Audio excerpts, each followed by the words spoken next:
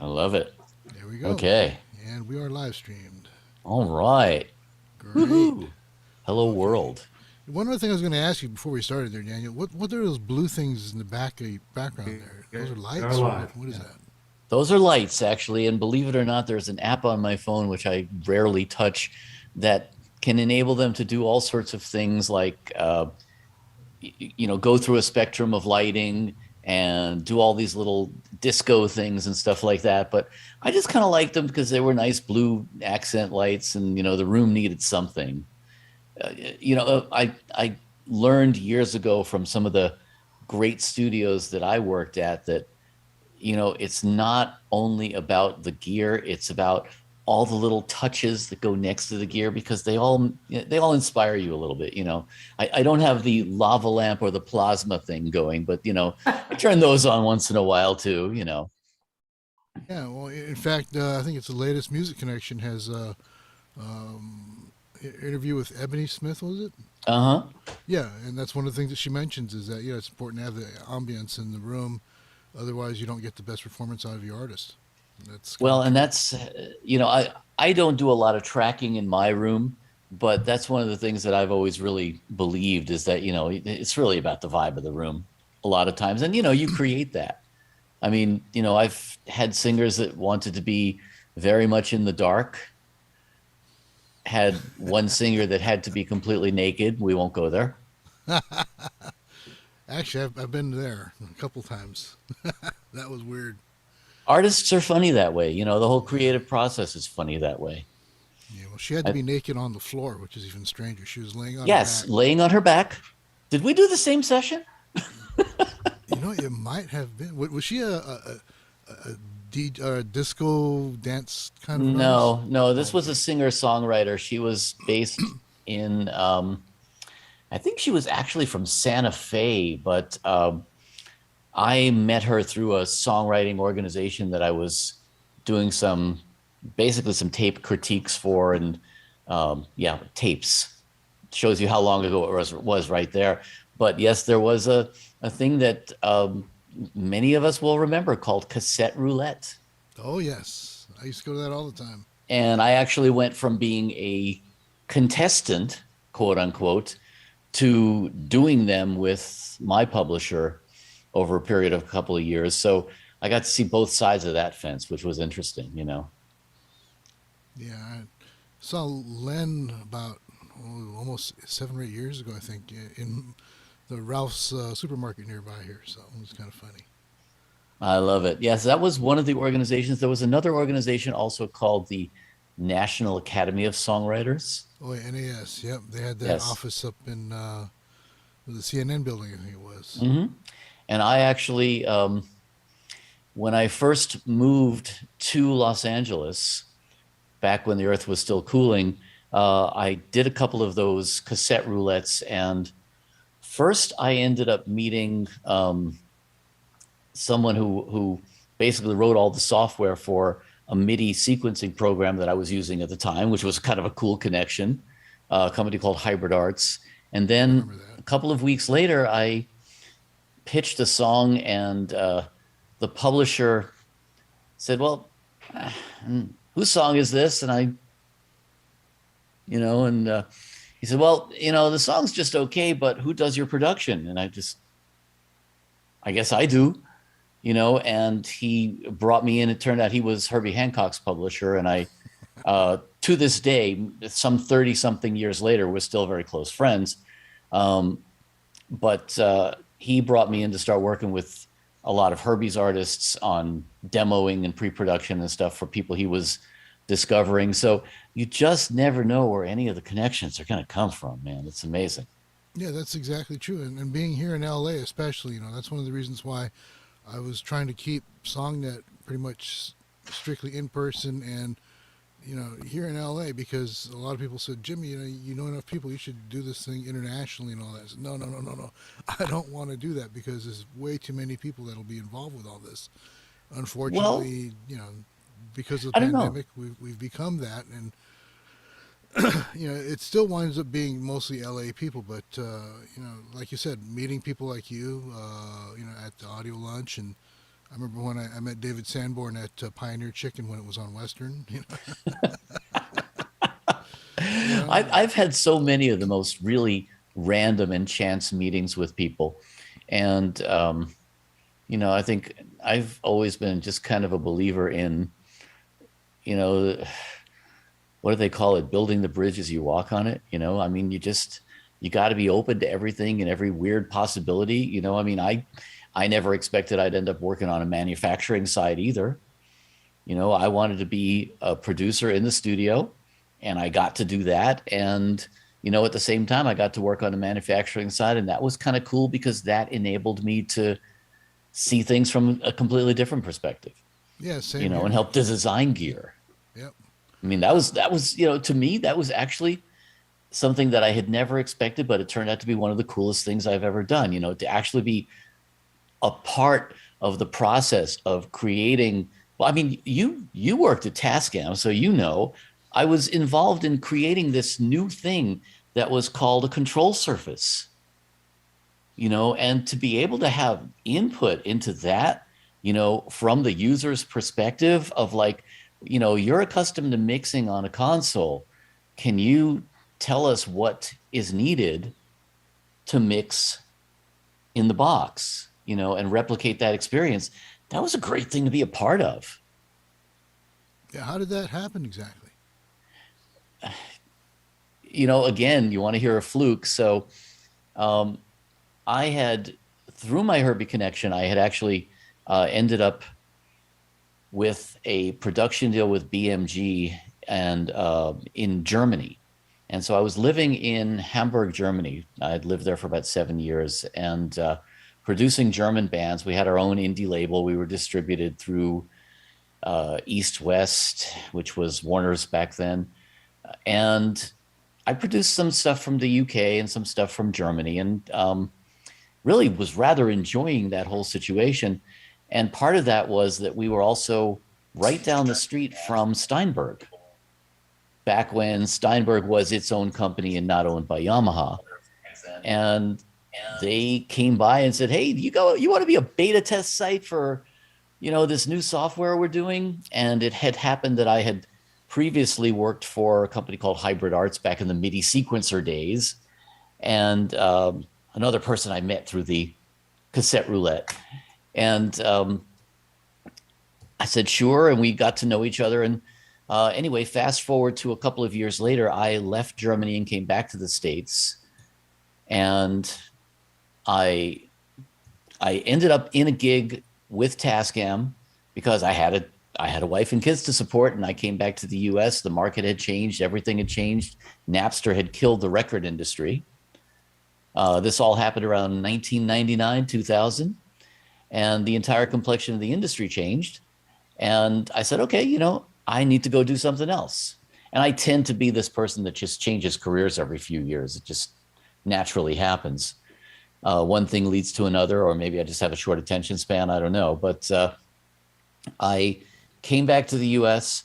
I interviewed for and got a job as a product manager for Tascam. And I had no idea what I was supposed to be doing. I just found myself in this corporate environment, this office one day, and yeah, here's your cube. Okay, what's my job going to be? Oh, we'll talk.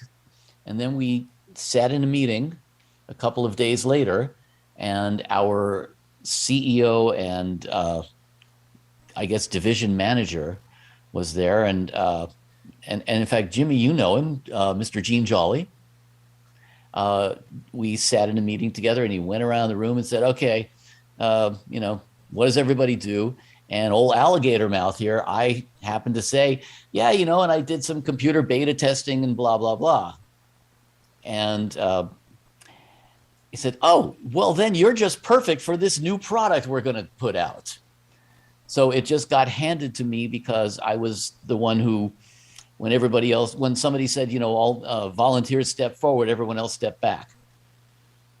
And I found myself doing this, basically working on this product that no one had ever done before, and having to get in touch with multiple manufacturers of digital audio workstation software, convince each one of them that this was a great idea and get on board and work with us. And beta test it on, I think, about 5 or 6 different Windows platforms and a couple of different Mac operating systems. So yeah, I instantly became a computer geek overnight. Yeah, that was one of the problems that I had with Jolly, was convincing him that we needed to go to Mac because everybody was so PC over there at Tascam. It was making me crazy. Yeah, And it was definitely a point of contention, but you know, one way or another, we made it all work. Um, I stayed there just over 2 years, and I'm very glad for the time that I had there. But I was also really, really happy to be laid off, and they really did me a favor because I was losing the appeal of working in a corporate environment was definitely becoming lost on me quickly. I did hone a lot of my skills, including my writing skills, and they actually laid me off on April 1st, April Fool's Day in 2002, and I went out the next week, and I had absolutely no idea what I was going to do. And a friend of mine said, "Oh, you should be a writer." I said, "Yeah, you know, I don't have time to write a novel right now." And he said, "No, no, no, you know, like commercial writing." I had no idea what that was or anything. And then the very next day, my ex boss, a guy named Carl Moet, called me and he said, "Hey, you know what? I'm supposed to write this article for Electronic Musician magazine, and I'm really not into it. And I thought of you." I said, "I've never written an article before, or, you know, at least not that has been published." He said, "No, no, I'll vouch for you." Long story short, I ended up writing a lot of stuff for the editor, Steve Oppenheimer, who eventually ended up working for me as my editorial director. Um, I still run this company. It's called Get It in Writing, and we've been running it now for 20 something years, I guess. And yeah, we've basically started out as just doing PR and ended up doing a lot of video content, a lot of creative content in general for everybody from Avid to Zildjian. And I guess it's another path that I didn't expect I would ever take, but because of all the experience I've had in production with different people, with being an engineer. I was an engineer at Cherokee Studios and at Paramount Studios for several years. I've worn so many different hats that I guess it just kind of made sense for me because I can understand everybody's perspective from all these different places. yeah, how long has the YouTube channel been up? We had a YouTube channel. We actually started a YouTube channel about 18 years ago. And the main purpose of it for several years was we were doing basically promotional and testimonial videos for our clients. You know, everybody from Mackie and Ampeg to, you know, because I know a lot of artists. And so I would just create a lot of content along those lines. But we started a couple of different shows right as the pandemic started. And the genesis of that was that right after the pandemic started, there were a lot of companies that were starting to do webinars, and every single one of them was picking their most boring, dry, droll engineer to do presentations. And it was like watching paint dry. It just, and I remarked to a friend of mine, I said, "You know, this is just so, I mean, they need like a timer and a hook, you know, like out of here." And we came up with this idea just to do a little prank video of people being asked to present something and then being given 30 seconds. And we did a little prank video of that. I sent it to another friend and they said, "Oh, well, can I be on it too?" It wasn't supposed to be a thing. It was just supposed to be a joke. Long story short, we're on episode 130 something this week. I don't know. It keeps going. Out of that then grew another show, which happened because a lot of these conversations went way beyond the 30 seconds. And I realized there's just a whole lot of people in this industry that have great stories. And the rock stars have great stories, but the people behind the scenes have better ones. And we're the people who really make the industry work. It's the everyone from the songwriters and the backing musicians to the engineers, the live sound people, the production people, everybody in this industry, even though, as I said, the manufacturing side, there's so much talent and so much heart in this industry. And I just felt like those stories needed to be told. I work a lot with a lot of educational organizations, and a lot of that has to do with bringing younger people and more diversity into the industry. And those people, as they're coming up, want to hear these stories, because it's one thing to learn how to run a compressor or drive a mixing console. It's quite another to hear just everyday anecdotal stories about, yeah, this is what happened to me on my way up in my career. And it helps younger people realize that, we're all kind of making it up as we go, and I think it empowers them and it makes them more inclined to join us in this crazy industry. Yeah, that's one of the things I like about 30 Second Chances is that it's not really geared towards industry stuff. No, Your first question is always, explain what you do to a 5 year old, and I said, yeah, that makes a lot of sense because when you explain what you do to a 5 year old, you've got to make it very clear and everything elevator else. pitch. Yeah, Yeah, elevator pitch, exactly. elevator pitch. And, it's the same thing with everything else you do. And especially in this day and age, man, I mean, you've got people have the attention span of a fruit fly right now, and you've got to grab them right away, and you've got to give them something they can relate to. Yeah. I love the show and I love what you do with that. That's why I asked you to be here Well, thank you. Thank you. and listen to some of the stuff that the people have here. And as we listen, we'll just keep kind of chatting along with that. I think that's the most comfortable way to do that today. Absolutely. And let me just preface this by saying a couple of things here, because as I say, I have evaluated songs from a publisher's perspective, from a producer's perspective. Um, and I will tell you, well, first and foremost, and you probably hear this from, I hope you hear this every time you do this from every person who does it, but I will definitely state up top, um, I am one opinion, and my opinions are based on everything from my own personal experience, my own personal style, to what I had for dinner and everything else. So, um, you are not only welcome to, you are encouraged to say, screw him. And go about your own path. Whatever you feel is right for you is right for you. But I'm going to give you a pretty wide range of critique. It could range from, um, I'm very big on lyrics, so it could range from lyrics. It could be something having to do with production, because I spent many, many years working with other artists. And one of the things I did for many years was I had essentially singer songwriters come into my studio, lay down a guitar and vocal track for me, and come back next week, and I'm going to lay down some stuff and we're going to talk about it, because that way we could try things out. So I've done a lot of this kind of, assembling things and stuff like that on people's behalfs.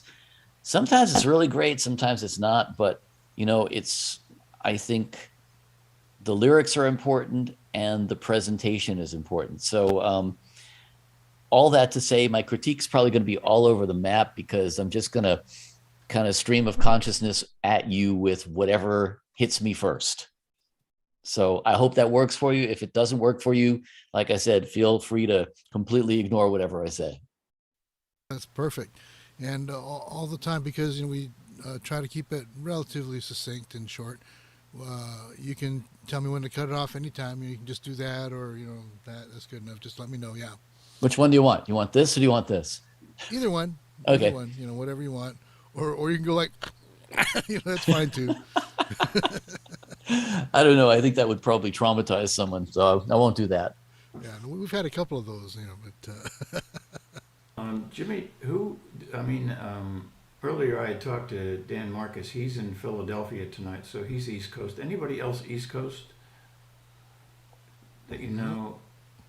okay, then we should start with Daniel then, since he's it's Okay. already About Absolutely. 10 o'clock there, right? 10:30 almost. Musician's Yeah. bedtime. I mean, come on. All right, Getting there. so to do this, I have to make a few adjustments. I have to do my share screen, bring up the lyrics, and then play the song. So Okay, so go ahead Bear and Sounds with get highly that, technical. bear go with ahead and me. get that Yeah. set up, Steve, and when you're ready, then we'll fire it up. Yeah, yeah. Let me see here. Yeah, so most of the time, most of our guests go through like verse and chorus, and that's about it. But you can go Mhm. as long or as short as you want.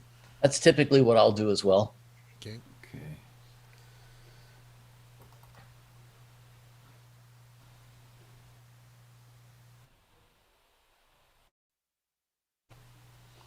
So, what product was it that you were working on with Gene? I'm curious. Do you remember the US 428? Yeah. Was my Okay. baby. Very cool. Oh yeah. Yeah, it was interesting. I saw one in a guitar center about 4 or 5 years ago, and the kid behind the counter had no idea what it was. Okay, so Dan Marcus, did you want to say anything So, about the song first? so, Um, oh, no, no, actually, no. I'll let it speak for itself. Thank you. Good, can you thank hear you. I'd that? rather I'd Can you rather actually hear have it that? that way. I don't want to be forewarned about anything here. Okay. So, I think you got to go to share sound, Steve. Yeah, hold on, guys. No worries. Uh, Yeah, I gotta unless you have find this. something that you I really have a literally have burn. to find the window. There it is. Okay, unless anyone has a burning need to tell me something to preface their track, I'd rather just hear the track, form my own impressions. Okay. All right. So, let Lyrics, me. please. Yeah. Hold on for a second. Uh-huh. Yep. I am. Where are we here? There we go. That's what I need to do. There's a thing here that uh, share sound. Here it is. Okay. Now you should be able to hear it. I think I have to turn me way up. So, all right, let's try this. And you tell me if you can hear it, okay? Yep. Yep. All I right, can. All right.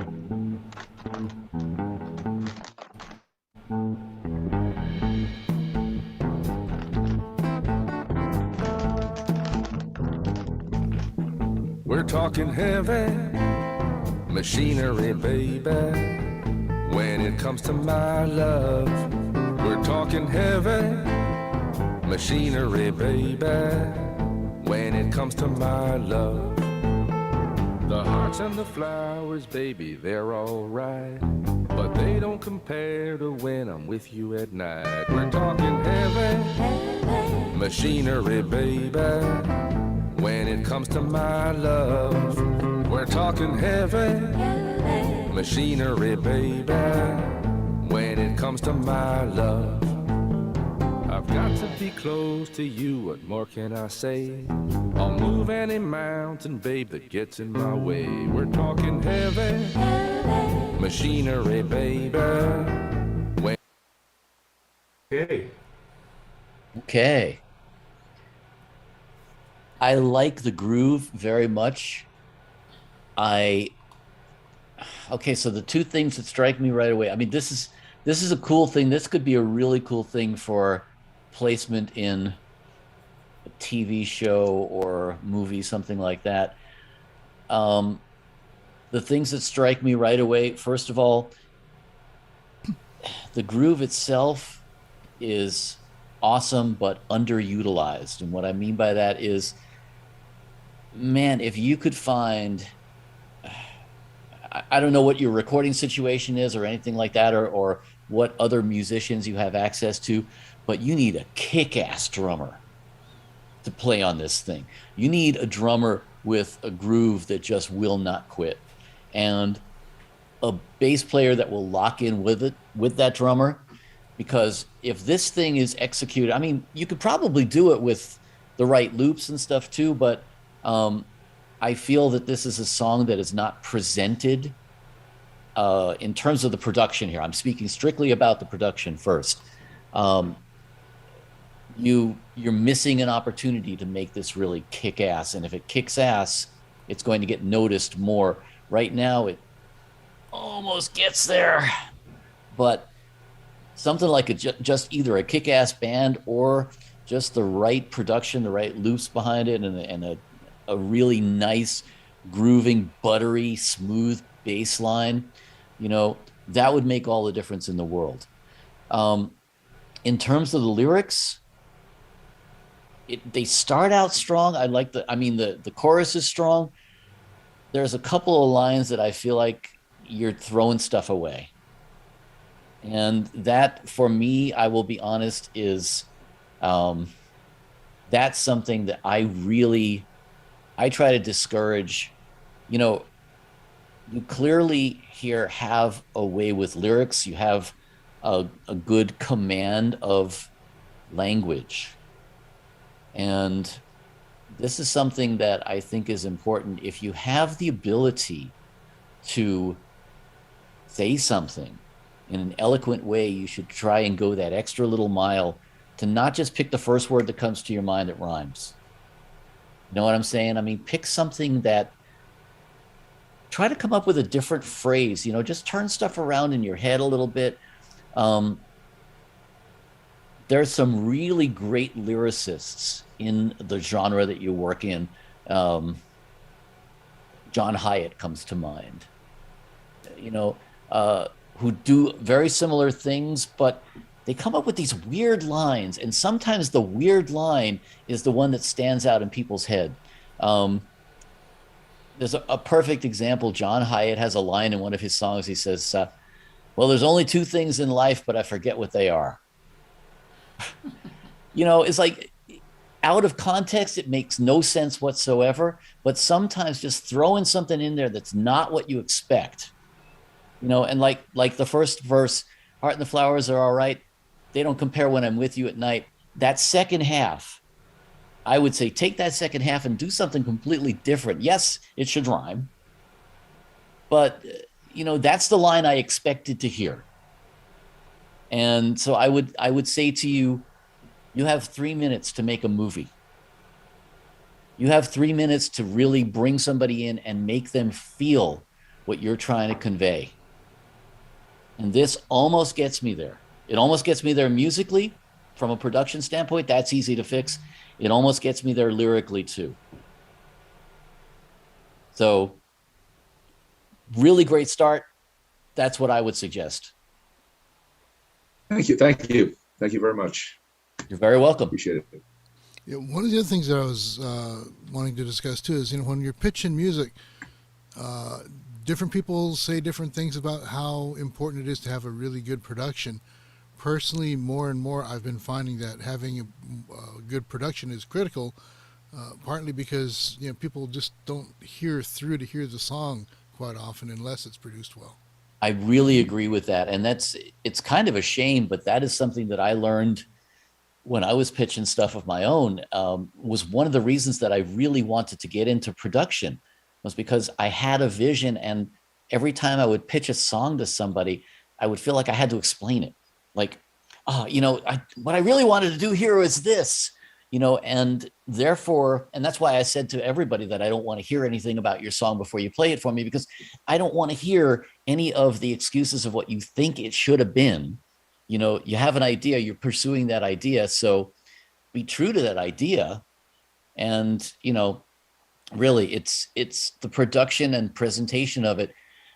I mean, look what you're going up against, and especially in this day and age. I mean, 20 or 30 years ago, I could have seen the idea of, not being able to reach stellar quality. But man, look, people are recording Grammy winning records in their bedrooms now.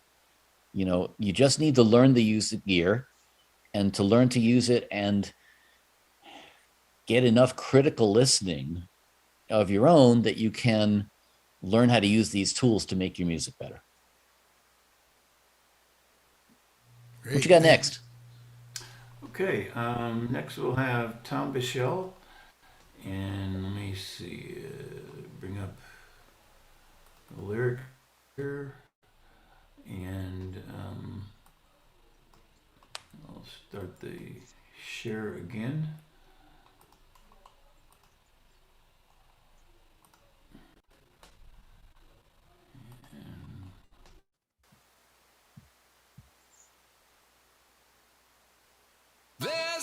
better time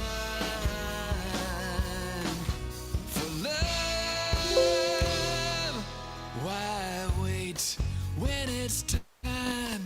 It's time we got straight. Put doubt from your mind.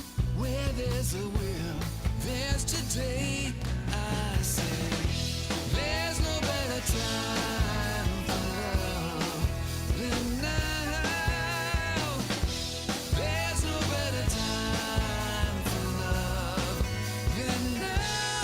Something we're so short of and can never get enough. There's no better time for love. Seize the day, find your place, get on out of your own way. Something huge we could make. The world is waiting. We are waiting. Oh, there's no better time for love than now. There's no better time for love than now. Something we're so short of and can never get enough. Okay. Where do you see placing this? What do you see? What do you see happening with this song? Hi there. Hi. Film, TV commercial. I'd love to have somebody else record it, an established artist, you know. Yeah, those odds are slimmer and slimmer these days, of course, because everything's written by committee. Yep. But I could see that happening as well. Really strong. I really like that you open with the chorus. That's a trick that so many people overlook. Don't bore us, get to the chorus. Well, there's a great old story about what was it? Can't Buy Me Love. Yeah. When the Beatles came and brought it to George Martin, they were opening with the verse, and it made all the difference in the world. And this, I will say it, it jumps off the track a lot nicer because you open with the chorus. That's really good. I'm sure that, everybody would say the same thing, but, I would produce it a little differently.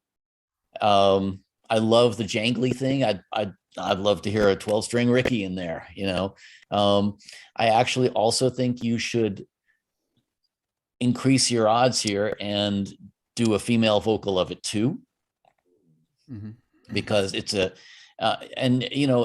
it's versatile enough that it could go to Americana, it could go to country, it could go to pop, so it's a good tune. And Thanks.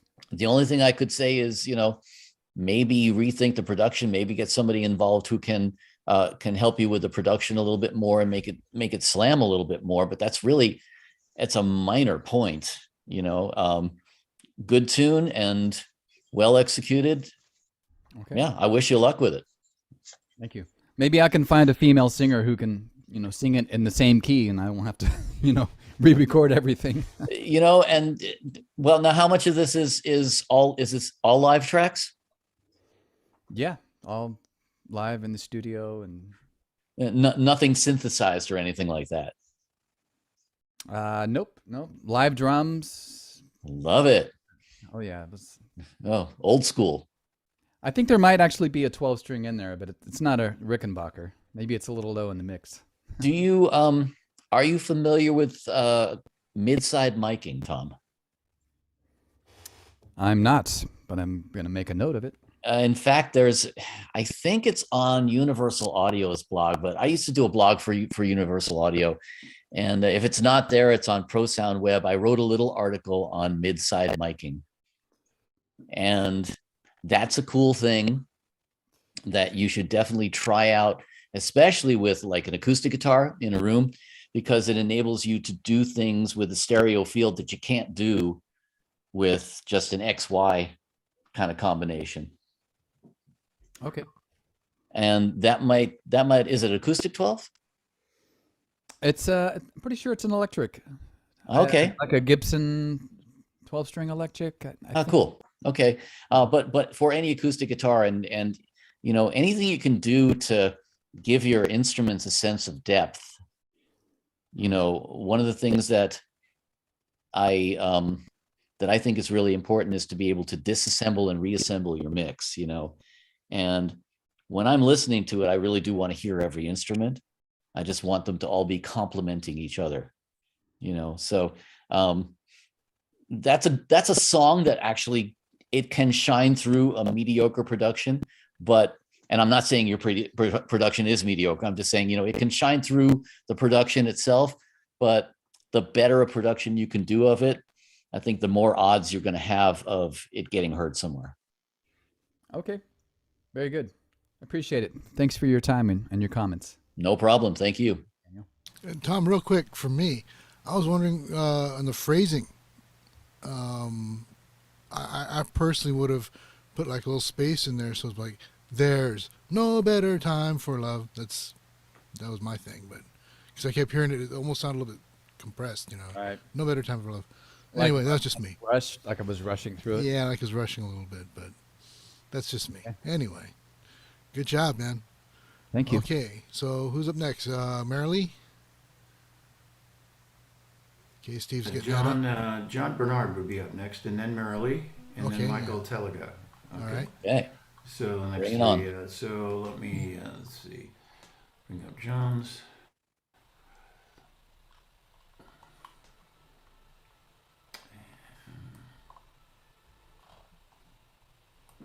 Sorry about the delay here, but You need automation software or something. well, we'll be there.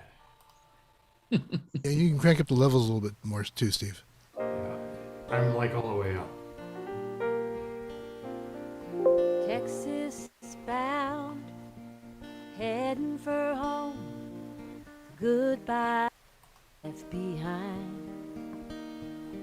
I didn't look back, wasn't that strong.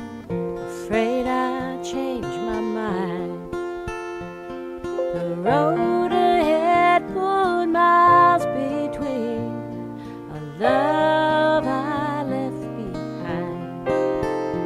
But the memory of you Let's do the lyric, please. won't sorry. fade away with time. I still keep the phone by the bed. I still laugh at old things we said.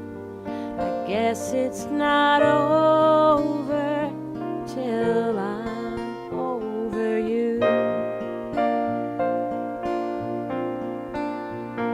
There were those nights I was all alone, hoping you might call.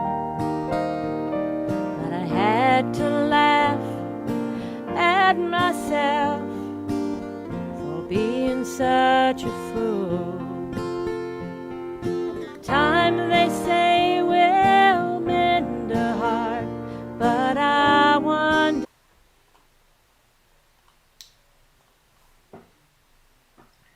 This is really nice. I really like where it goes lyrically. I'd like to hear it. Trying to think of how to phrase myself here. I really love where it goes musically. I really love where it goes lyrically.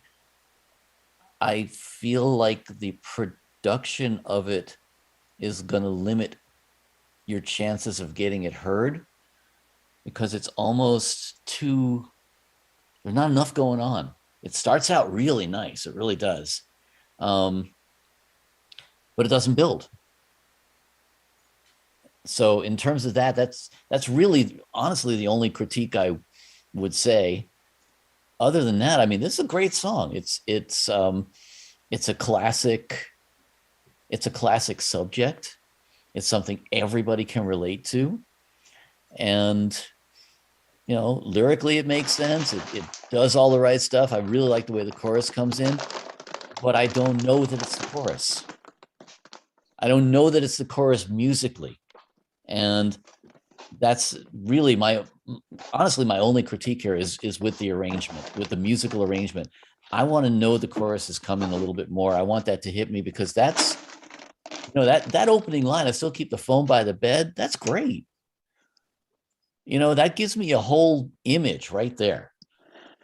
That's, that's the whole objective we have with a song lyric, is to create a movie. We have 3 minutes to set the whole scene and make you feel like you've just been through somebody's slice of life. And that's a great opening line for a chorus. It's, I get everything that's happening. I'm inside this person's head. I understand right away. I just wish musically you would do something with it that would make it more strong.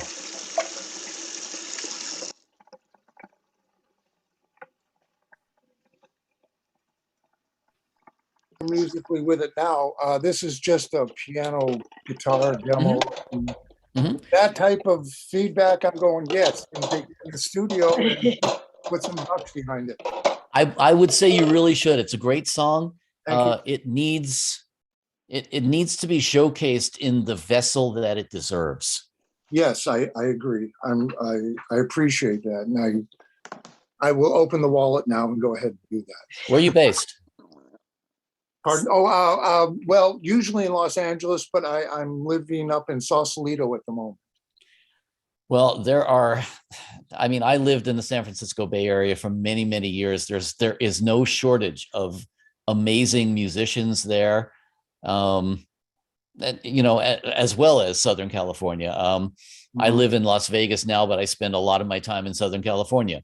And of course, you don't have to have everybody in the same room, but for something like this, I kind of think it would be nice to at least lay some of this down live, as real musicians interacting, because you could do a lot with it. Your basic drum, bass, acoustic, maybe a steel, and get that down live. I'd love to try that. Yeah. The steel would be nice. The steel would be almost. It would be nice, but I also, again, I think, don't pigeonhole it too much in one category. Yeah. You put a steel on it, and all of a sudden, it's got to go to Nashville. It's almost better to try something else but not too schmaltzy, please. Yeah, right. Don't do strings. Don't do, it's a good tune. Keep it simple, but just bring out some of the dynamics of it. Bring out the parts that matter. Just want to give those parts that matter something to rest on. Well, if I'm ever have the opportunity to get in your studio and you're there, I will ask you. We'll talk. Yeah. But thank you very much for taking the time to listen. My pleasure. Thank you. Okay, next we have Merle Weber. And this is a song called Someone Like You. And let me do the share here. Okay. And yeah, please make sure I got the lyrics up in front of me too. That's helpful. There you go. All right. Read my mind.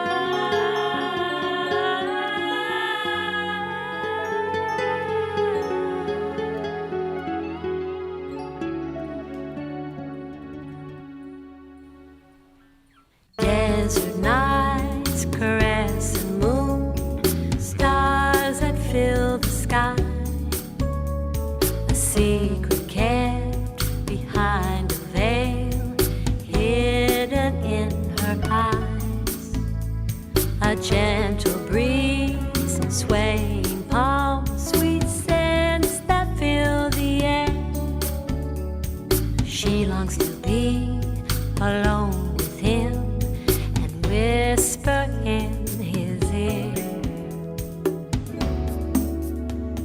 Someone like you makes it so easy to kiss. And when I'm with you, you are so hard to resist. A tale told in 100 nights, lovers who wait to meet. He rides to her, drinking the wind, flying on a cloud.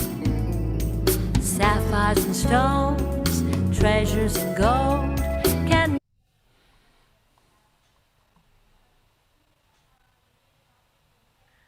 Okay, so first I'll give you the one that I hate to say, but if you don't hear it from me, you're going to hear it from somebody else.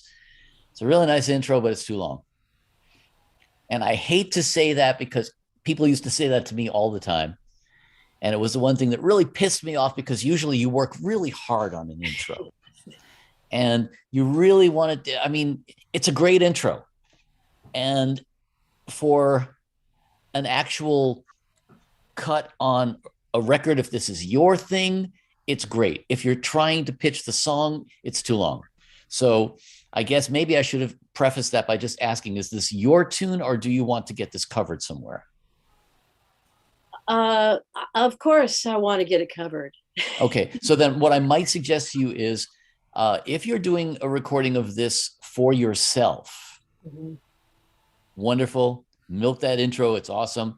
If you're trying to get it to somebody to pitch, have the intro. Just time-wise, because you're dealing with people who, like I said, they got the attention span of a flea. And they're not going to sit through that. Even though it's nice, they're not going to sit through it.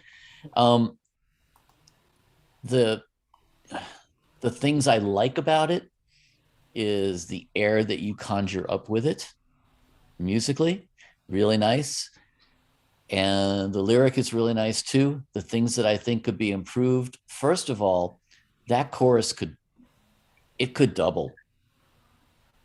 And in a way it would benefit from doubling, because those lyrical couplets are nice, but I think a lyrical couplet that would be, oh gosh, I can't remember what's the first line of the chorus again?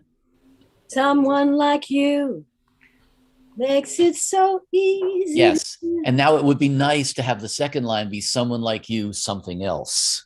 Okay. And then go into the rest of it. I think it would reinforce, not only the title, but it would sing nicer that way. And I think you could milk it a little bit nicer. The other thing that strikes me is when you came down to the second verse again, same as the first. And one thing that will help in almost any arrangement, add a little something to the second verse, differentiate it, build it a little bit from that first verse, make me want to keep listening. Even if it's just like, even if it's just something like bring a little string pad or something like that in on the second verse, add a little different percussion element or something. This is a song that needs to build.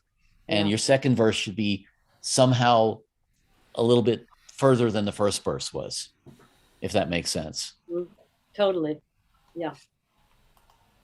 And actually, I mean, I think personally, I'd love to hear you kind of milk that mystical, sort of desert night kind of feel a little bit more. The percussion's great. I think you could go more in that direction. It's kind of cool, and it's very, it's almost like show tuney. Yeah. In that sense, which would be really cool. I mean, be great for something like that. Did you play my stuff?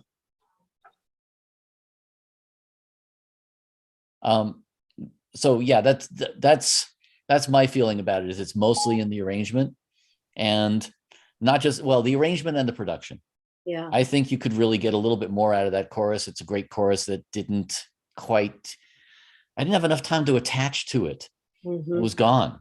And I was back into the same groove that I had just experienced.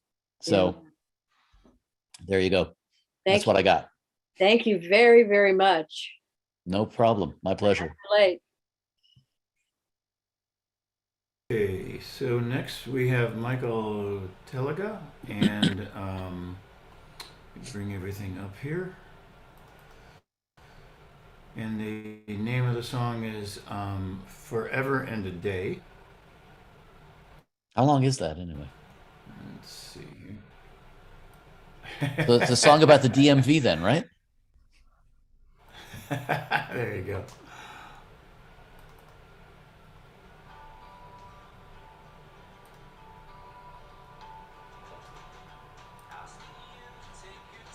Visuals. Trust in me, we'll be fine, girl. Forever and a day. Starting from the top again. It often feels that way. I share with you things I don't share, girl. Promises show that we care, girl. Forever and a day. I know it often feels that way. If I give back everything I've gained, if you'd light fire to all you gave, then I'd still have these memories. Can't pry these memories from me.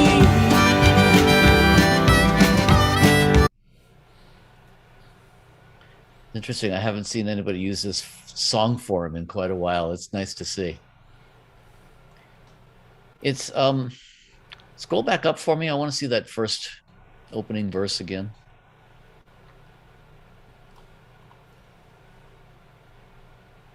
Yeah, I mean it's I like what you're doing lyrically, but I will say to you, as you've heard me say already before, I think you could do better on the lyrics. Clearly you have lyrical ability, but some of these lines are lazy. Some of these lines are the first one you came up with. Cop to it. You know, it's not that it's bad, it's just that you could come up with something a little more creative, and I think it would stand out a little bit more. That's one thing there. I love the format. I love the way that it sings. This is something that's easy to hum and it's easy to remember.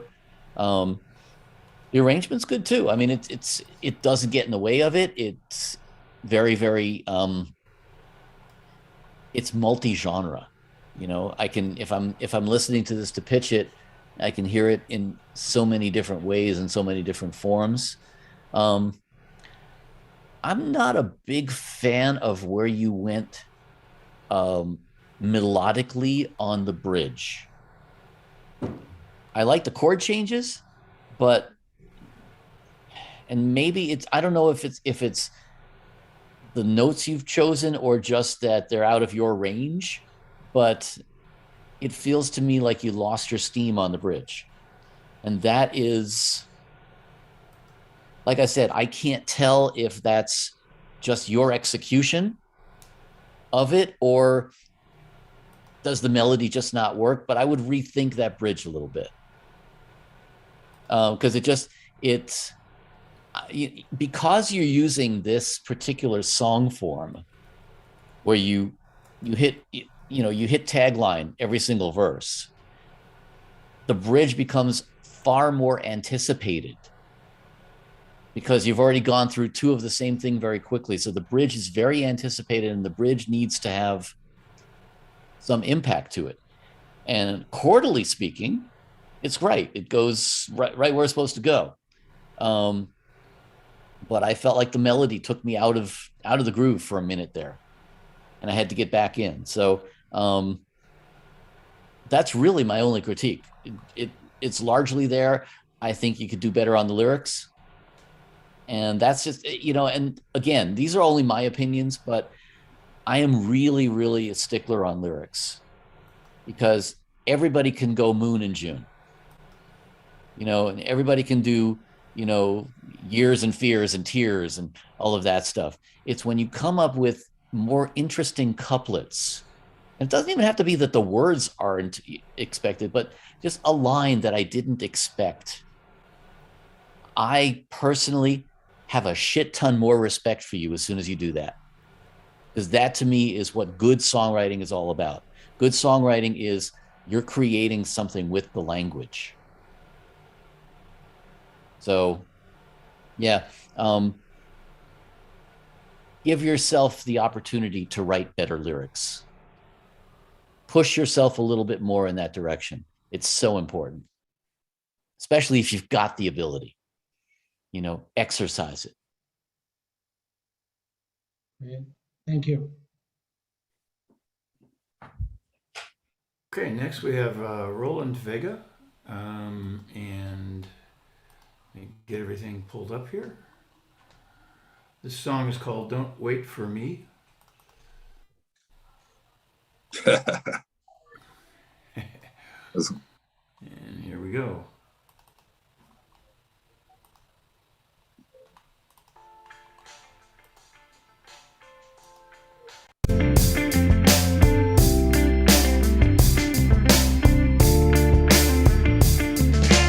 Hey, remember my name. I'm the one with a broken heart. That's the thing that you tore apart. I see that nothing has changed. You got eyes for someone else. I'm better off being by myself. I wish that things could have changed somehow. Those days are gone, so now I'm getting out. Love, don't wait for me. Don't wait for me. I ain't coming home. Love, don't wait for me. Don't wait for me. I ain't coming home. Ain't coming home, ain't coming I ain't standing here pretending that I'm someone that I'm not. You always tell me what I'm doing wrong, but not what I'm doing right. No, there's nothing I could ever say to ever make you think that you're the only one I ever cared about. But now those times have changed. And that's nice. That's nice. That's a really nice groove. The thing that stands out for me, and I always try and make it sort of a compliment sandwich here, because I want you to know that I'm starting and finishing with the good stuff, because there's a lot to like in all of these songs, really. But I also want to give you things where I think you could use some work. And I'm going to say it again. Your lyrics, almost there. And where you let me down on this is in the pre-chorus. In the pre-chorus, I was like, oh, because you really start out. Can you scroll up to the top of the lyrics again?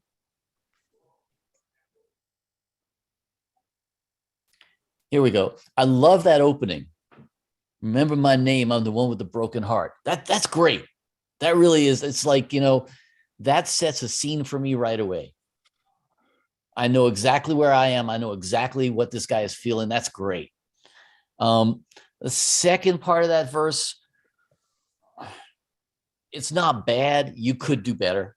I can see by the quality of these lyrics that you could do better on that one. I would go back on that one again.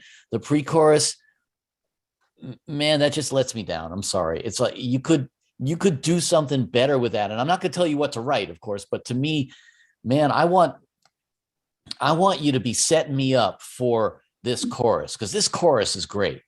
Don't wait for me. I ain't coming home. And you're not. What I like there is this double entendre that, are you talking to a woman and calling her love, or are you saying love as a thing? Don't wait for me. I mean, either way or both, it's great. It's a really cool lyric. Man, do something else with that pre-chorus to make it worthy of that, because that should kick ass, and that should just really bring it into what that is.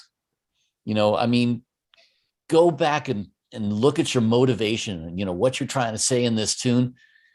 Because it's really, really good. The only other thing that I would critique is, again, with the arrangement, it sounds like a lot of samples. If that's a live guitar, he's not taking any chances. And I sure would love him to. I'd love to hear BB King's playing behind that sucker, but, barring that, because he's no longer with us, I'd like to hear somebody who can sing the guitar around that vocal. That's a damn good vocal, and the backing vocal, you two mesh really well. It's really nice. Man, get yourself a real killer guitar player to not take away from it. Like I say, I mean, get yourself a guitar player that understands that it's the notes you don't play that make a difference. Get somebody in there who can say, okay, I see what you're singing. Let me wrap my guitar around it and not take away from it, because it's good. It really is. Cool. Thank you. My pleasure. All right. Next we have Ed Lackey, and the song is called New Day. Let me bring it up here.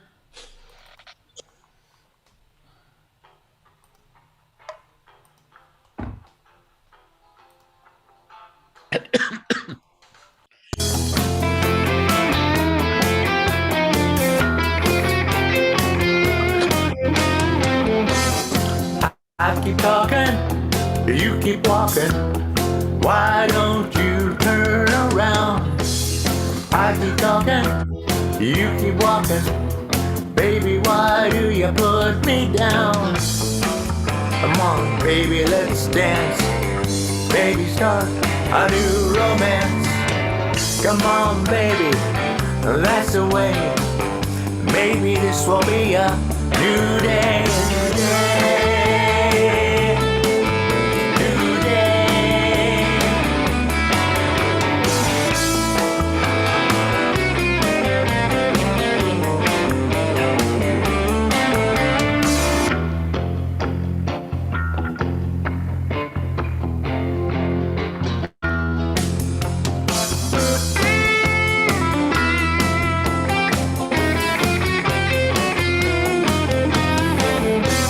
I'd like to talk and get to know you.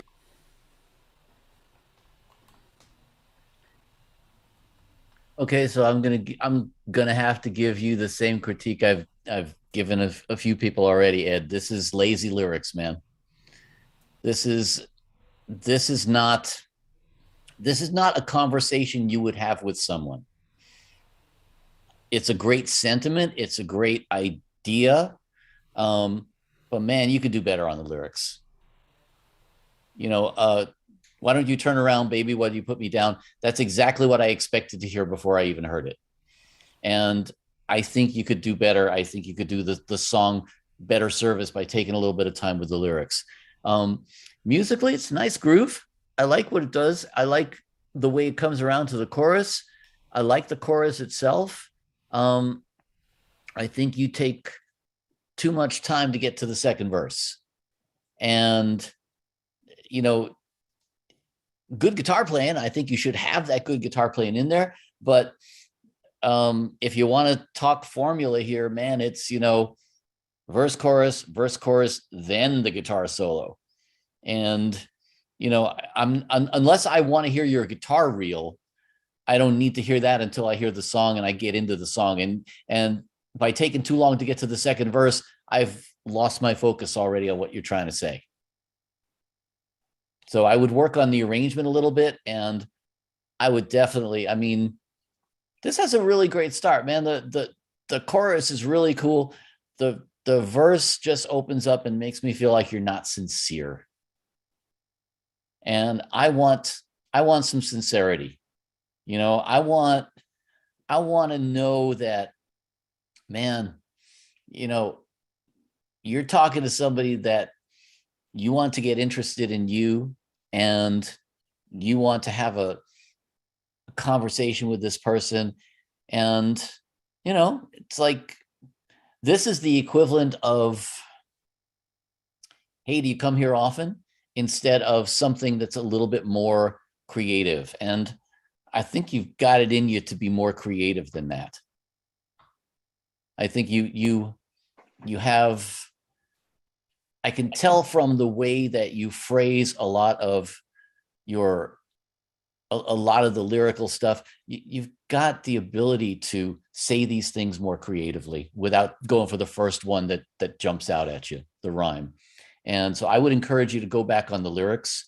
The arrangements are cool, like I said, and just don't wait too long to get into the second verse. Thank you. Good critique. I hope it's helpful. It is.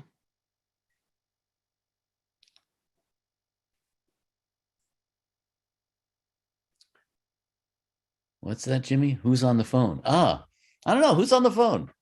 Okay, next up, is Javier here? Javier Medrano? Yes, no? Because there's a person with a phone number. I don't know who that is. So I guess Javier did not make it. How about Steve Denzens? Deasens, sorry. Is Steve here? Please identify. Oh, identify yourself if you're here, Steve. Okay. Then next up we'll have only Chris Ang. Okay, and let's see. Bring up the file.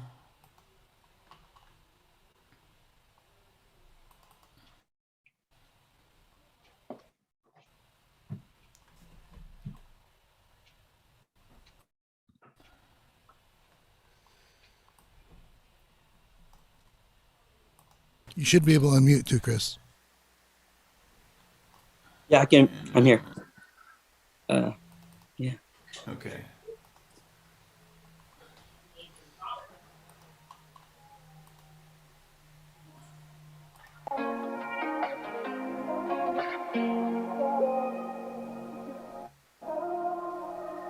You don't know me. You don't know me.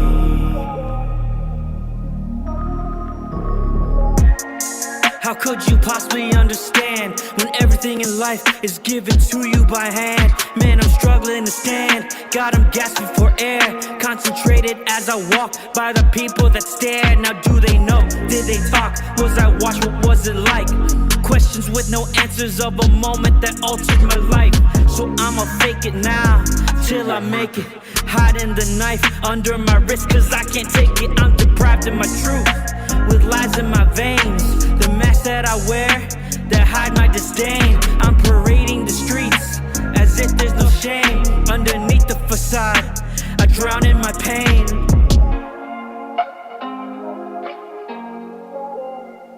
I don't wanna be touched.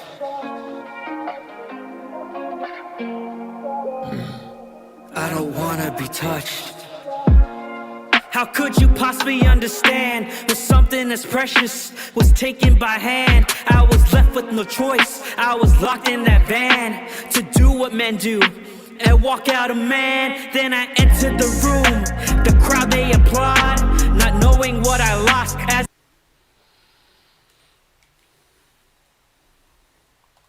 Wow. This must have been very cathartic to write, man. Yeah, it's the first song I ever wrote, and it's the reason why I'm doing music now.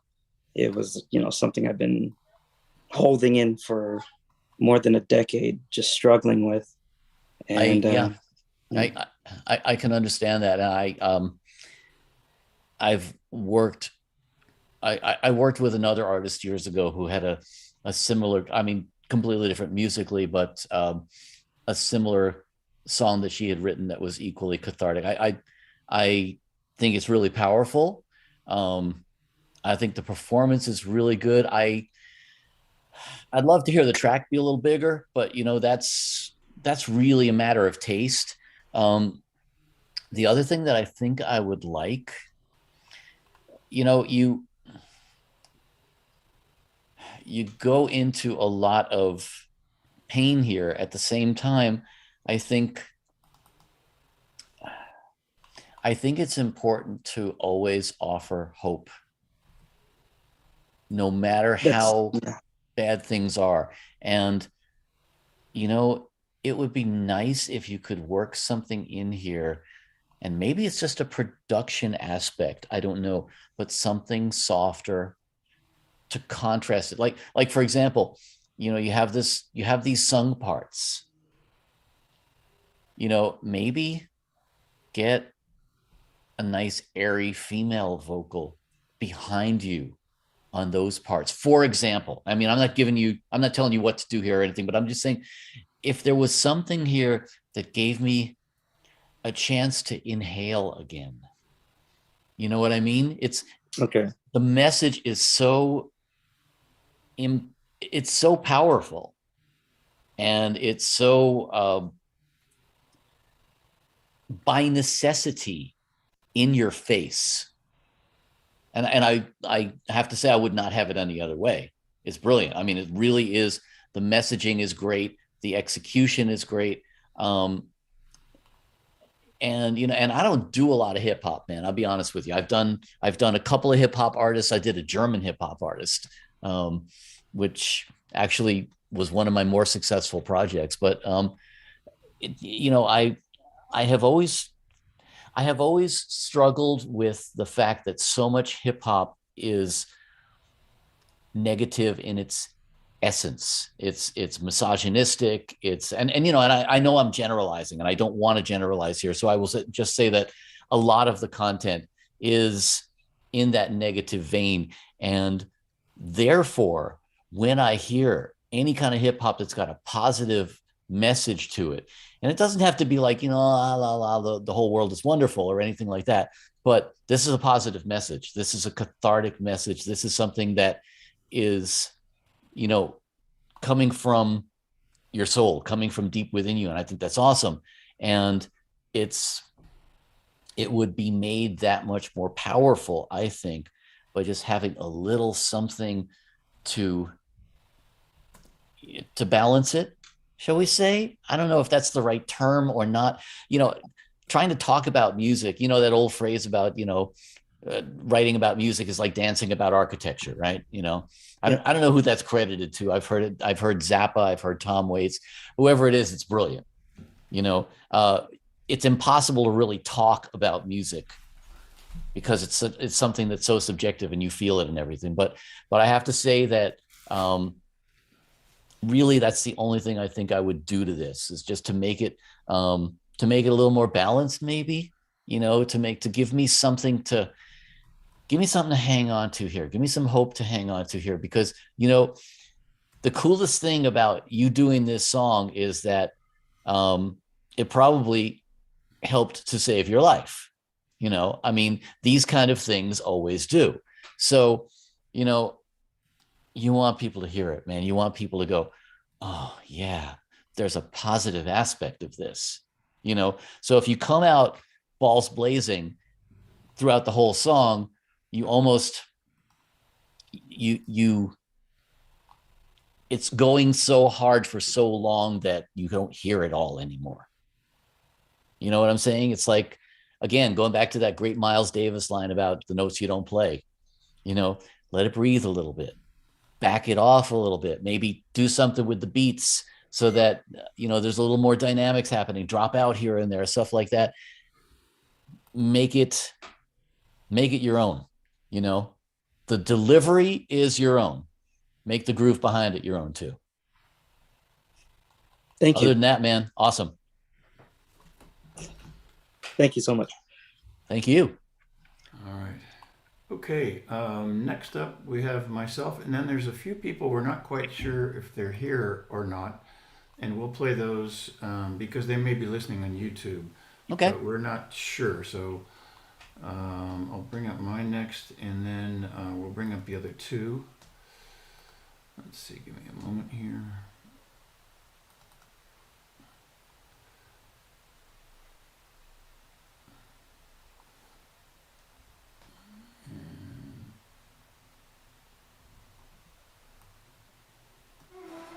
Okay, This is called Want to Be Loved.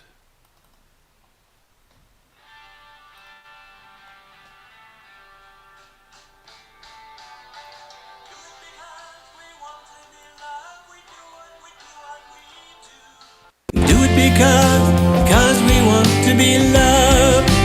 Do it because we want to be loved. We do what we do. We do it because we want to be loved. Looking down at your phone. Are you gonna make that call? 'Cause she hit you like a bolt of lightning. Are you gonna risk that fall?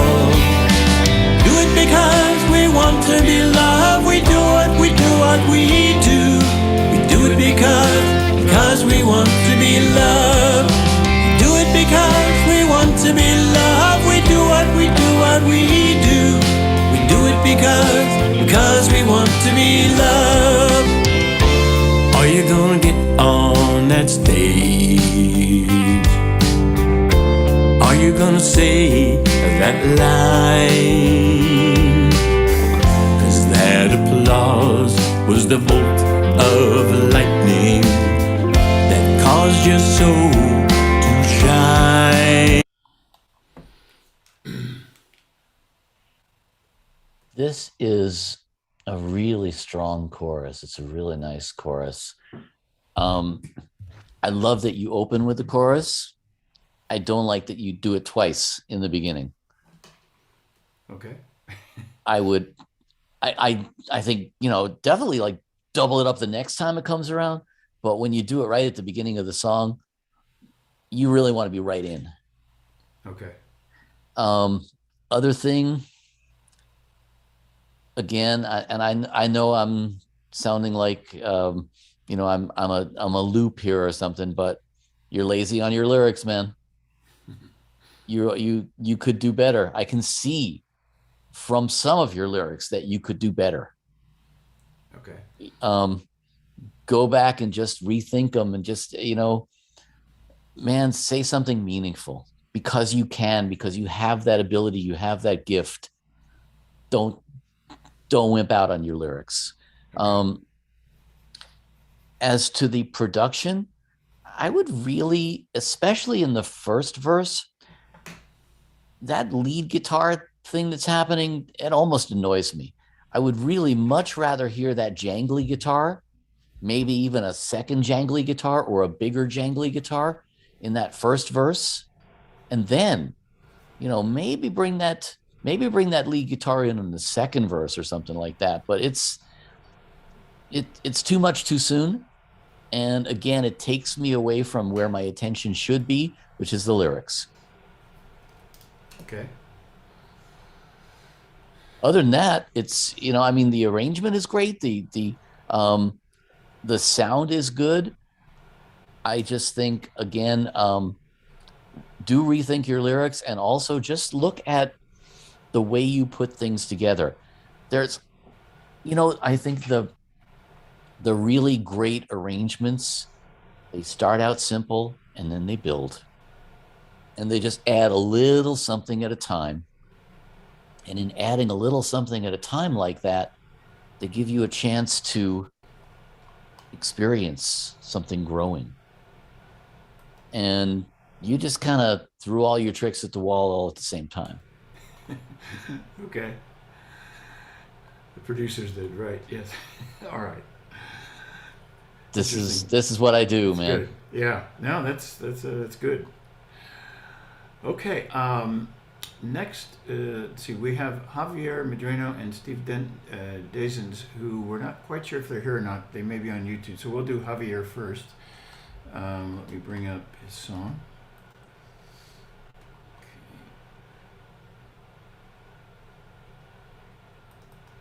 If you can bring it up before you hit play, that would help because we're missing please. the first part. Okay. Give me a second here.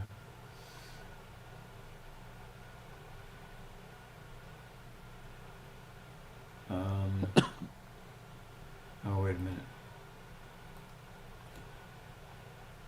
This is weird. He's got a different extension.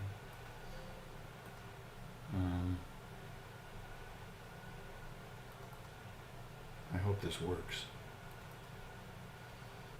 Give me a moment, because he had some weird extension on the end of the MP3, and hopefully that was just... Uh-oh.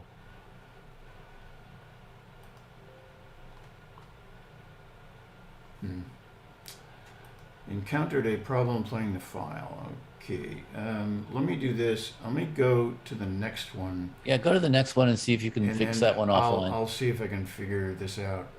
Steve Denzin's is next. Let's see. And actually, no, he was listening only. Okay, he didn't submit something. So at least that's what I have in my note here. Okay, I don't have a song from him. So let me see if I can get Javier's to get his song back here. Give me a second. Hopefully this won't take too long, because I have to go back to the email.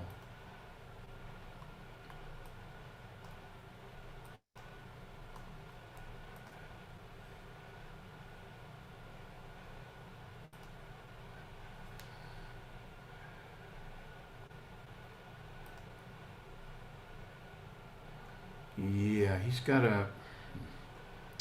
got this file. It's mp.mp3.asd, as in Dorothy. I don't know if you've ever encountered such a thing. Let me just ASD. I don't know that format at all. because let me see if I can get it to play, because Microsoft thinks it's a Word file. Can you just remove the second? Yeah, that's what I extension did. That's what I did to start with. And let me see if that did it. Hold on here.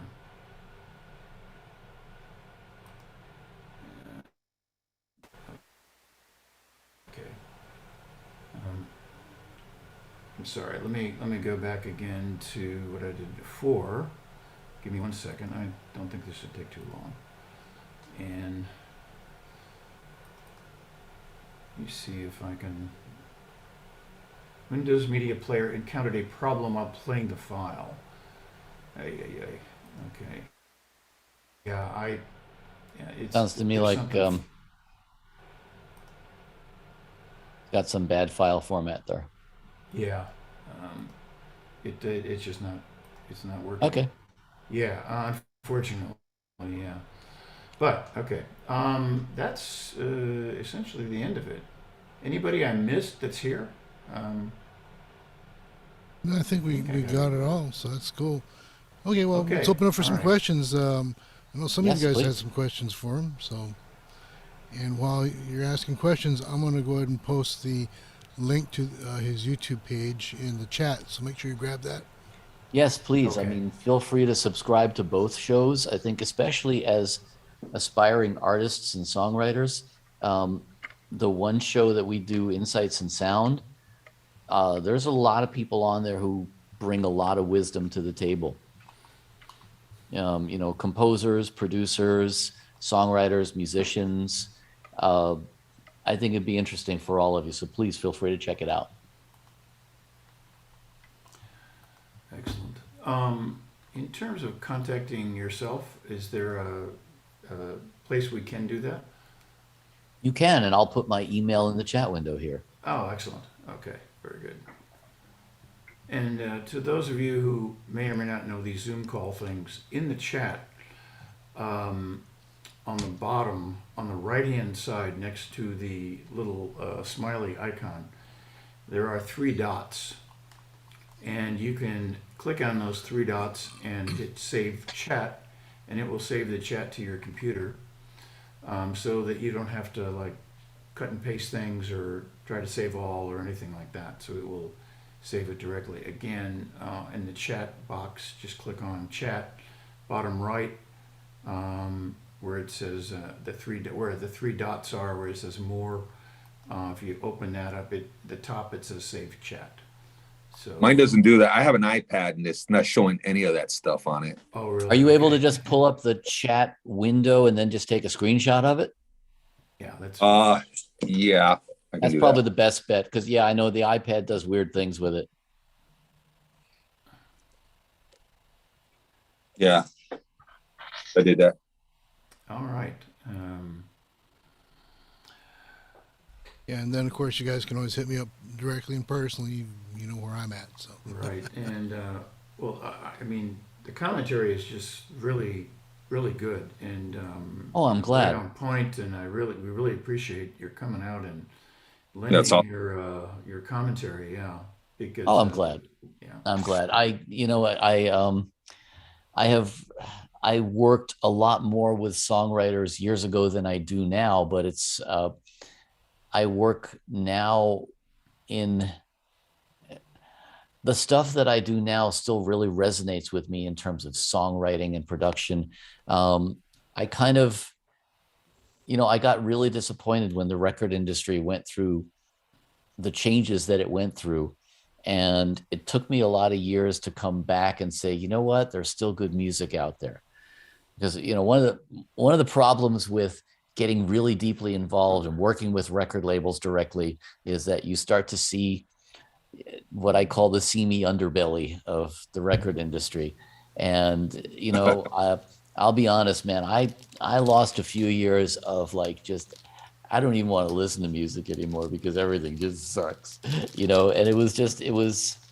I know it's my own pity party, but it was basically like I got so tired of the way the commercial side of the industry works, because as soon as you commodify something like music, as soon as you start taking artists and turn them into a product, those artists no longer get the opportunity to really develop on their own. And especially for artists, man, artists like to challenge. We're not here to do the same thing over and over again, because then you're not an artist. You may be an artisan, but you're not an artist. And the real artists, man, they take chances. They piss off their fans. I mean, look at an artist like David Bowie and how many incarnations he went through. And that's just one example. But true artists, they take chances.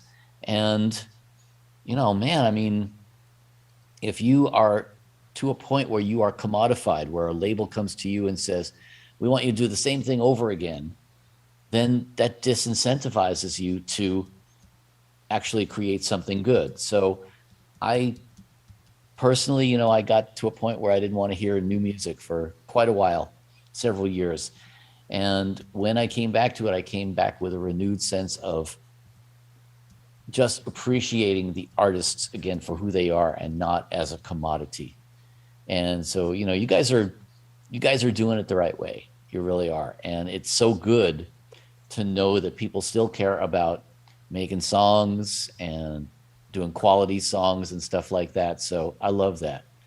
Okay, so we got a question here. Can you give a recent that have it all? Ooh, man, that's all over the map, Nancy. I mean, it's funny because I actually I had compiled a playlist. I teach a recording course at a college here, one day a week, because I want to have the perspective of knowing what students are seeing now. People who who have never grown up without digital audio workstations and stuff like that. So I think, songs that have it all, man, there's everything from a lot of Beatles work, of course. I mean, everybody would cite that, but there are so many examples of songs that are just lyrically simple and beautiful and really well done.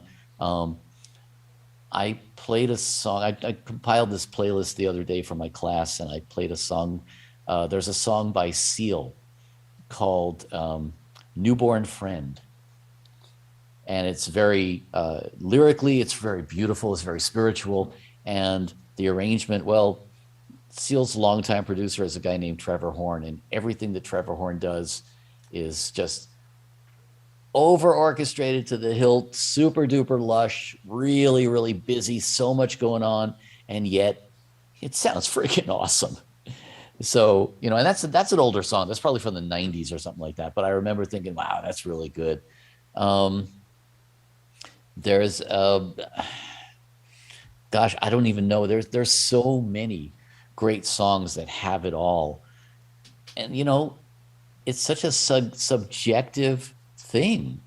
I mean, what I think is a beautiful piece of art, you may think is total shit, and vice versa. You know, and man, I don't know. The only thing I can say to that is, what does it do for you?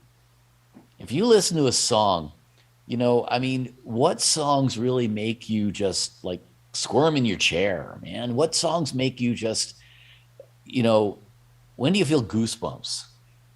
You know, there's songs for me that in certain ways I don't even expect it, but they just tickle a certain little funny bone in my brain, you know, and I just love them.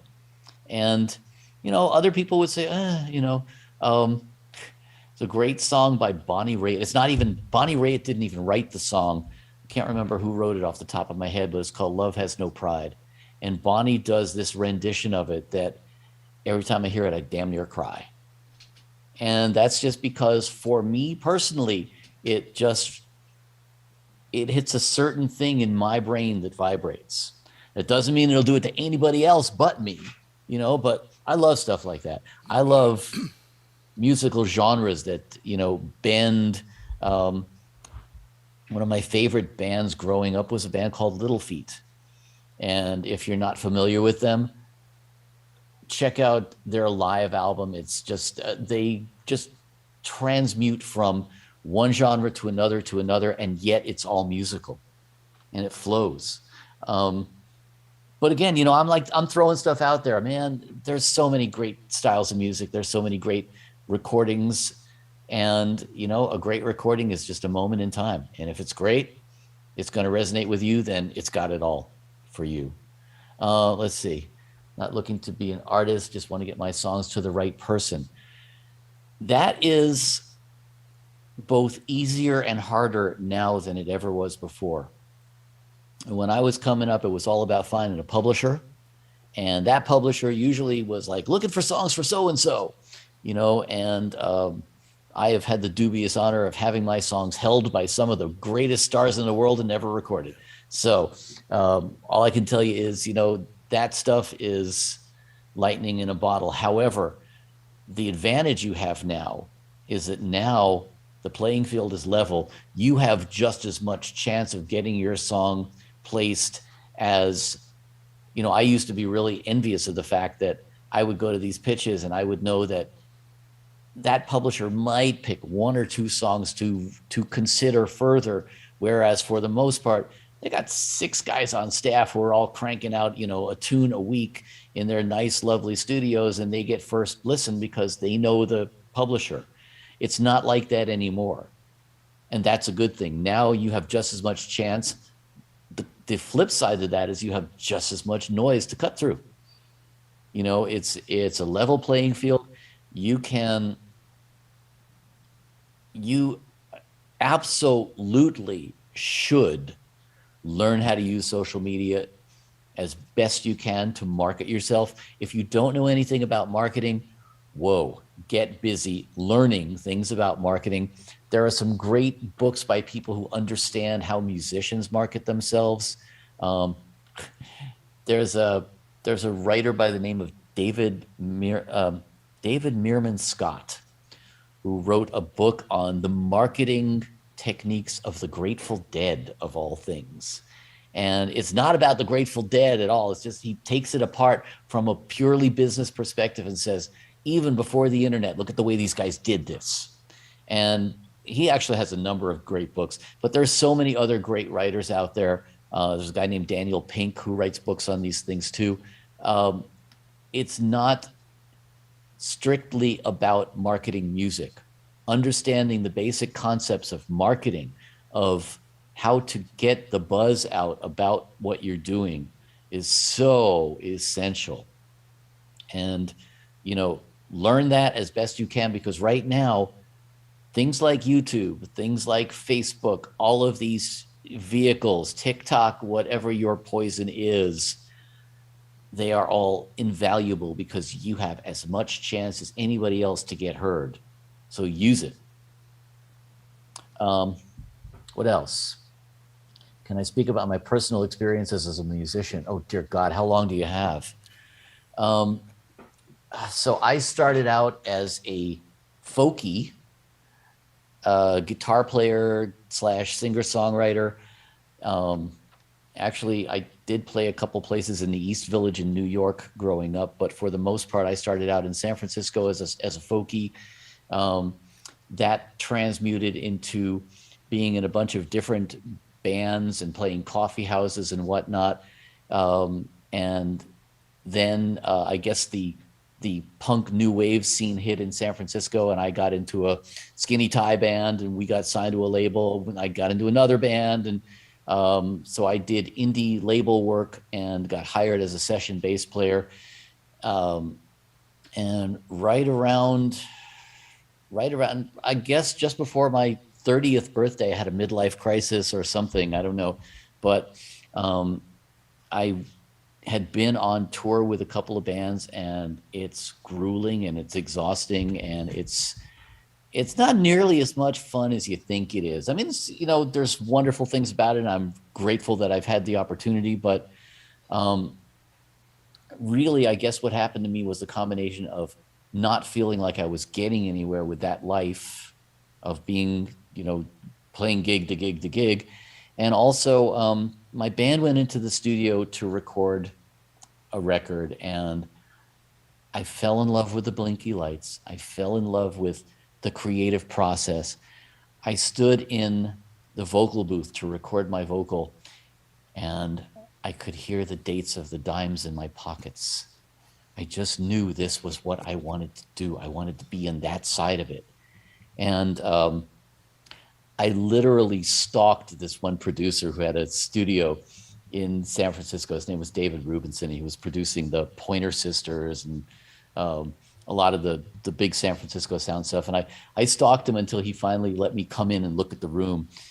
And of course, he wouldn't give me a job. So eventually, I just decided that I had to do it myself. I bought a 4-track. I started recording my own band. After my, bands are one of these things that they either do really, really well or they break up. And I went through a series of different bands of different musical styles, and started demoing things for my friends. And then I finally decided, San Francisco is a very small pond, and I'm a medium-sized fish in this small pond. And I quit my job and I moved down to LA and said, I'm going to work in the studios. And everybody I knew in San Francisco laughed at me and said, no, you're not. You're going to be working in the supermarket. As luck would have it, I did find a job in one of the major studios in town. It was a place called Cherokee. It was one of the more well-known studios. And I honestly, I fell into it almost, by accident. I worked there for a couple of years, and then I moved over to Paramount Studios and became an engineer there. Then I went indie and started working with various publishers. I moved to Germany.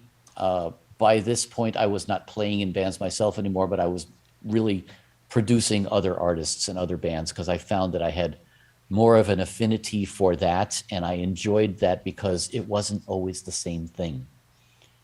It was, I'd do a project for a few weeks with one artist, and then I'd move to another. And especially in Germany, I was really fortunate in that I was the exotic foreigner, quote unquote. So, people wanted to work with me because it was something different, which is great. So I got to do a lot of different types of music, a lot of different styles and genres. And yeah, those are my experiences as a musician. And then since I've been back in the States, I've been more on the product end, developing product, and then on the marketing and PR and creative content. And I do a lot of video production now. I still have my hand in music and in recording, but I approach from a completely different perspective now because don't feel that I have that much content myself that I want to make anymore, but I really love working with other artists, and I really love mentoring artists and helping artists to realize their goals. And that's why I'm glad to be doing this. So what else? Can I talk about production and staying current sounding as opposed to dated sounding productions? Oh, can I ever?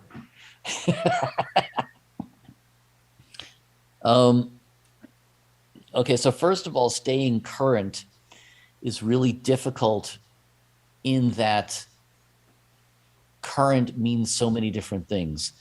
You no longer have what I would call mainstream music, unless you want to talk about, I don't know, the real top end pop stuff, the Katy Perry's of the world and stuff like that, the super overproduced hip hop tracks and things like that. I don't really consider that artistic work. I consider that a commodity. And as negative as that sounds, I really don't mean it that way. There's a place for that and people buy that stuff and everything. But I've never been into commercial music. I've never been really motivated by sales numbers or anything like that. I feel like music is the most sacred and ancient form of communication that human beings have.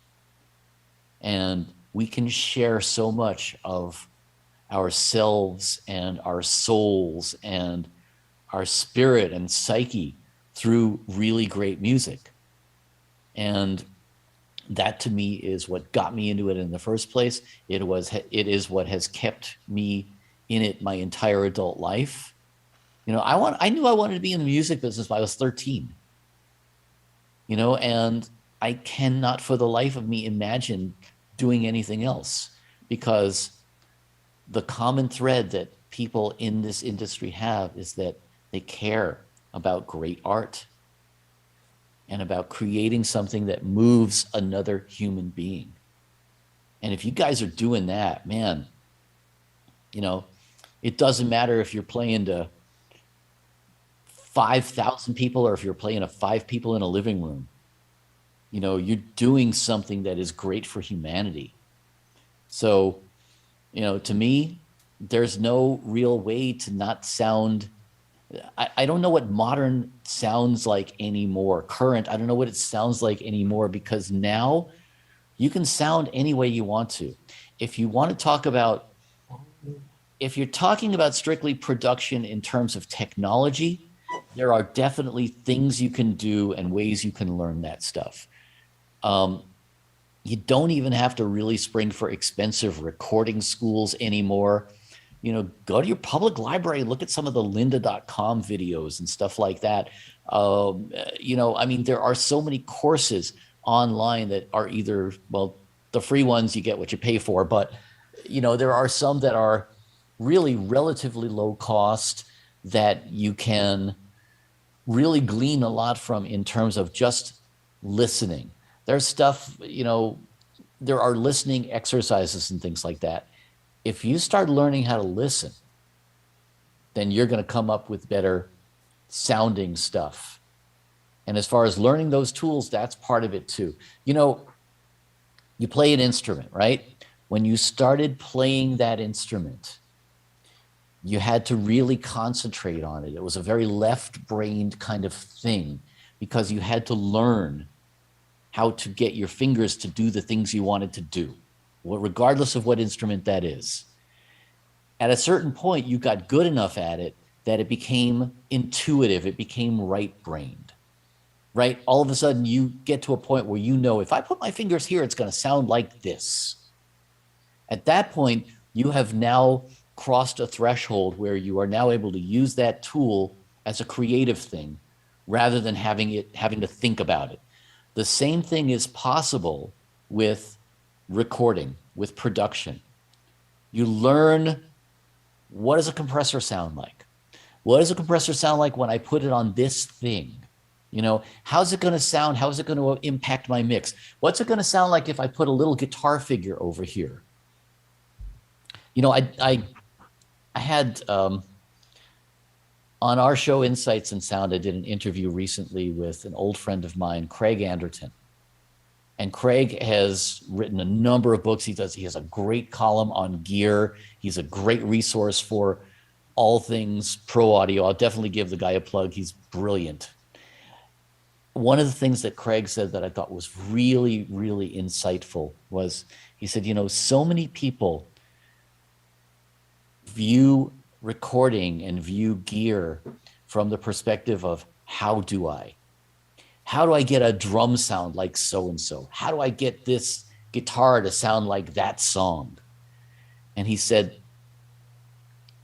too many people ask that question instead of asking, what if?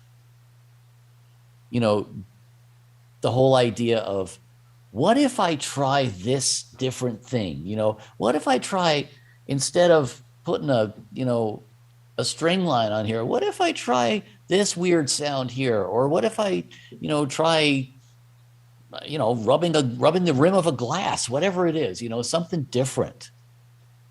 And I think by trying different things, you stay creative and you come up with sounds that people haven't heard before.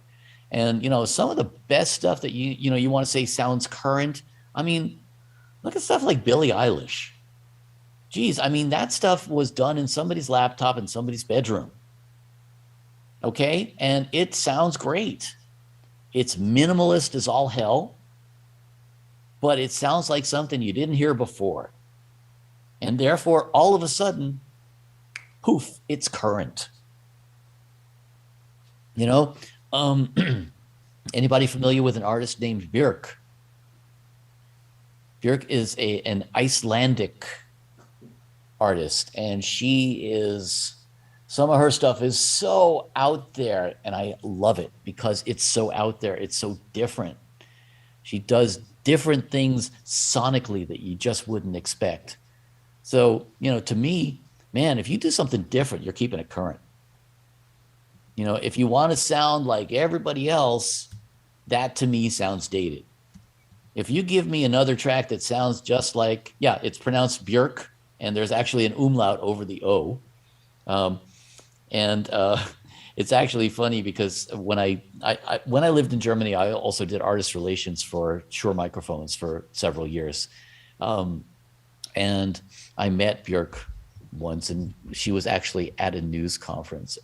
And it was quite amusing because one of the reporters or interviewers called her Bjork, and she looked at him, and butter wouldn't melt in her mouth. She just looked at him and she said, "It's pronounced Björk, like jerk." Like, yeah, you go, girl. But man, I like stuff that takes a chance. And to me, if you ask me what sounds current, something I haven't heard before sounds current, man. So, well, any more questions? Yeah, you mentioned Frank Zappa. Obviously, that's a long time ago, but what was the influence on you from him? I'm curious. Oh, man.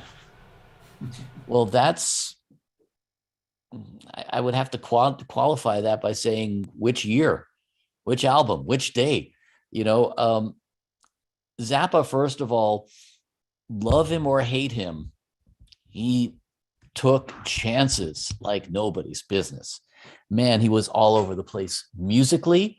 He was into some of the most out there composers himself.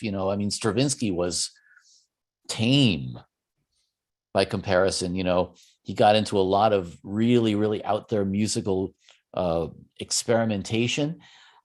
Lyrically, he could absolutely piss people off. He was irreverent as all hell. And there were definitely even times where I felt like, oh, dude, that's kind of going a little too far, But as an artist, man, he was totally true to himself. And that's what I really loved about Zappa more than anything else. It was like, you knew that he had nobody else's agenda but his own in mind. And, you know, musically speaking, man, he was a taskmaster. I mean, if you look at some of the artists that came through playing with Zappa, you know, George Duke. Oh, what was his name? Oh gosh. Steve Vai, maybe? Well, Steve Vai was one, but also I'm drawing a blank, but man, Lowell George. You know, I mean, really artists that were, every single one of them, totally capable of fronting a band and totally unique. Man, you know, I mean, what a proving ground. You know, the two people that I would love to have played with and at the same time would have been terrified of playing with would have been Zappa and Todd Rundgren. You know, both absolutely brilliant and both probably absolute slave driver taskmasters. So there you go. What is my preferred go-to music platform? Ooh, that's a loaded one. I'm not going to say Spotify. I'm not going to say it. No, I'm not going to say it. Man, I go everywhere. I really do. I cruise satellite radio a lot, you know, and I pull up a lot of things on satellite radio. I'm kind of a fan of Little Steven's Underground Garage. You know, I'm a rocker, man. You know, those are my roots. You know, that's where I come from. And, you know, I'm honest about it. I like all kinds of different music, but, you know, if I'm driving down the road, I want stuff that makes me drive too fast. Not that I would ever do that, of course. So anyway, I guess that's it. I will, Jimmy, you put the link to our YouTube channel in there. Thank you for that. Guys, feel free to go and cruise it. Like I said, I think this ain't about me. This is about all the people that I have the privilege of being friends with and interviewing for this show. There's some great insight there from producers and people who are way smarter than me and way better at a lot of things than I am. I consider myself a conduit like anybody else. And, you know, if I have helped any of you in any way, I'm glad. Thank you so much, Daniel. We really appreciate you being here. And I just saw that Javier joined in. Unfortunately, Javier, we weren't able to get your file to play. But either way, you know, you can check out everything. And all of you guys, in fact, be sure to check out our YouTube link. I think I should put that in the chat too, or maybe Steve can do that real quick. Let me see. It's SongNet LA is the name of our channel. Yeah, so, SongNet LA is the name of our channel. Yeah. And I'm going to paste it because right now we still don't have this yet. If you search on that, it should come up, I think. Yeah. On YouTube. Yeah, that's how I found it. Yeah. Oops, I just put it to Steven because he directed me. Oops. There we go. All right, folks. Well, you should all know how to find me. If you can't, I'm sure that Jimmy can guide you to me. And feel free to drop me a line, whatever you want. I hope I've been helpful to people. Thank you very much. All right. And again, thank you so much. Yeah, if you want to save Thank the you, chat. Jimmy. Thank you so much. Yeah, bottom right of the Thanks, chat. Steven. Thank you guys. The bottom right of the chat box, the three dots, click on that and you can save the chat and have all those links and stuff. So, and you know, like I say, it's right next to the smiley face there at the very bottom of the chat. And there's three dots. Click on that and at the top it'll say save chat. So you can, it just makes it easier. Don't have to write everything down. Yeah. All right. Thanks. With all that, we will sign off. Thank you very all for much. coming. All right. Good night now.